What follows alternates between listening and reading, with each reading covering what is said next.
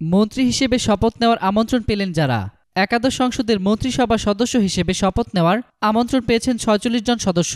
এর মধ্যে মন্ত্রী হিসেবে ২৪ জন, প্রতিমন্ত্রী হিসেবে ১৯ জন এবং ৩ জন উপমন্ত্রী সদস্য হিসেবে। মন্ত্রিপরিষদ বিভাগ থেকে মন্ত্রিসভার সদস্য হিসেবে শপথ নেওয়ার জন্য ফোন পেয়েছেন ওবায়দুল কাদের, মতিয়া চৌধুরী, স্বরাষ্ট্রমন্ত্রী আসাদুজ্জামান খান কামাল, আইনমন্ত্রী আনিসুল হক, তথ্য ও যোগাযোগ প্রযুক্তি প্রতিমন্ত্রী জোনায়েদ আহমেদ পলক। তারা ফোন পাওয়ার বিষয়টি গণমাধ্যমকে নিশ্চিত করেছেন। মন্ত্রিপরিষদ সচিব মোহাম্মদ শফিউল আলম সচিবালয়ে সংবাদ সম্মেলন করে নতুন সদস্যদের নাম ঘোষণা করবেন। মন্ত্রিপরিষদ বিভাগের কর্মকর্তারা জানিয়েছেন, মন্ত্রিসভায় পুরনোদের বেশিরভাগই বাদ পড়েছেন। প্রথমে ছোট আকারে গঠন করা হলেও পরবর্তীতে আকার বাড়ানো হবে মন্ত্রিসভার।